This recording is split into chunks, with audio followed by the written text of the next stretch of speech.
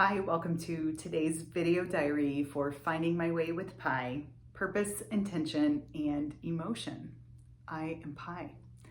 And today I'm thinking about surrounding myself with things that inspire me, things and people who inspire me.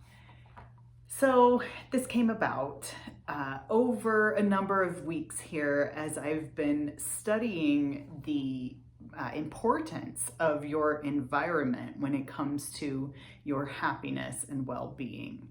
And it gets me paying attention to my own environment as well.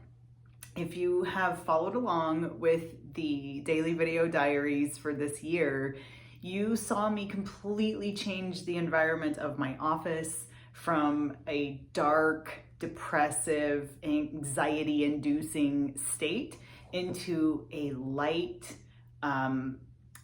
welcoming, loving, accepting, inspiring space full of wisdom and grace and peace, and honoring the process of renewal and the process of change and transformation. As we grow, we all go through these different phases, and what we surround ourselves with and who we surround ourselves with in those moments, they really do make a difference, have an impact on your behaviors, and vice versa. You have an impact on others as well.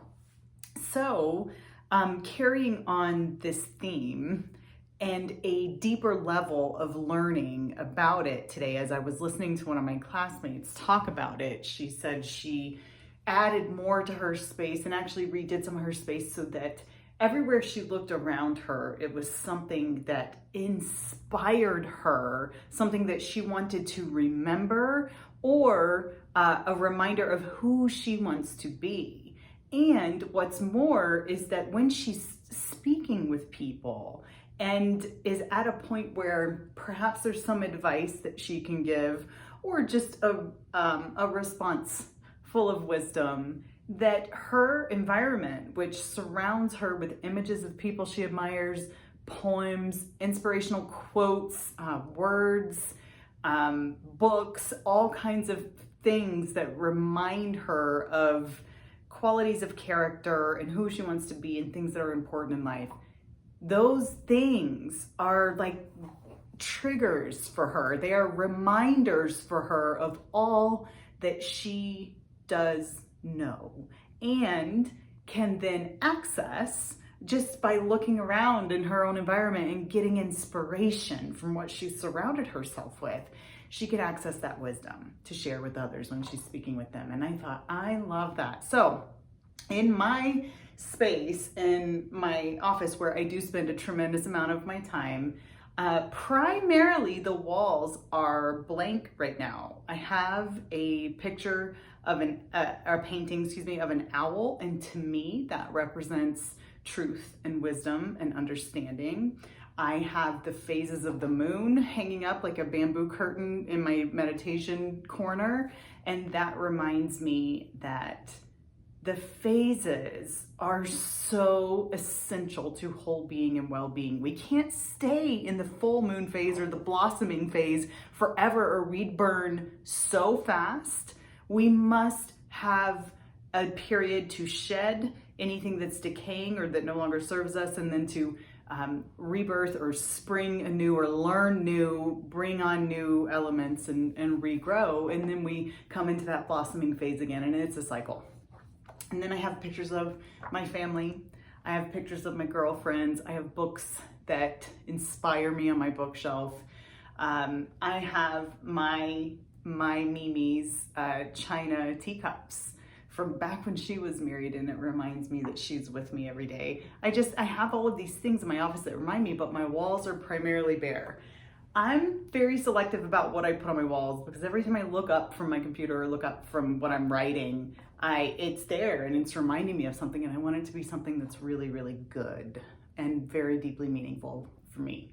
So one of the things I'm going to be adding to my wall today actually is someone who I look up to and I admire because she owns her truth and lives authentically.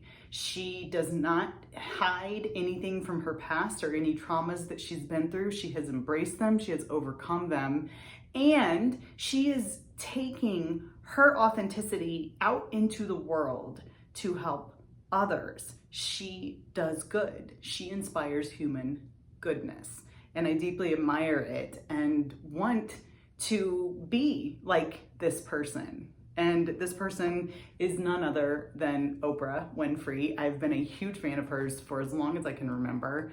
And what I did to surround myself with her as a reminder, not only about who she is and what she represents for me in that role model, but also what she's saying and how important it is to me right now in my life as I have fully discovered myself, my whole being, and I'm choosing to live authentically. So I found a couple of pictures online and I printed them of her magazine covers, and it's the words on the magazine. Not only is she there to remind me of what is important, how she's an important role model for me, but some of these words are the theme that's so important for me, where my calling and my mission and my purpose is to live authentically, to know that I am finding my way, that I'm consciously making choices day by day, and that it is up to me to live authentically and make the choices for what's right for me in my life. And just teaching others about whole being and hopefully building an organization that is a whole healing organization where our purpose is to enrich and heal. Okay, so what the magazine covers say, the first one says, live your best life.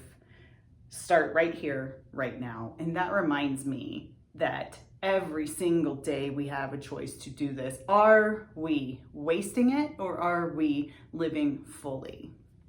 The next one says, who are you meant to be? Finding and fulfilling your life's purpose. And that has absolutely been a theme for me this year, is discovering that, cultivating that. Actually, it's been years, I suppose, but really this year it blossomed for me because I took the leap. I left my corporate leadership position, and that was the work that I did. The next one says, own your power. Tap into your strength, focus your energy, and let your best self shine. And that reminds me every day to be authentically me. The next one says, what would you do if you weren't afraid? Banish fear, get rid of what's weighing you down, and find true freedom. So a few video diaries ago, the one called Freedom of Self, I wrote a poem about what true freedom is. And to me, I have discovered, for me, true freedom is whole being. Accepting every part of myself, making sure it's not hidden, and then I can just be authentically me. I can navigate the world as myself, as I am, and trust life.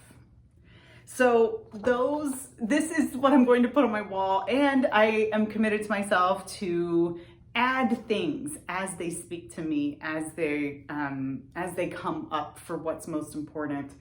And then eventually my office will be just this sanctuary and this space of inspiration for me. And because it all holds that deep meaning for me, anyone who visits me in this space will feel the positive energy of that. So the importance of your environment. It's a thing, and it's pretty exciting to get to do. That's what I'm thinking about today. So thanks for being with me on this journey. I'm so glad that you're here. I hope it helps you too. I'll see you tomorrow.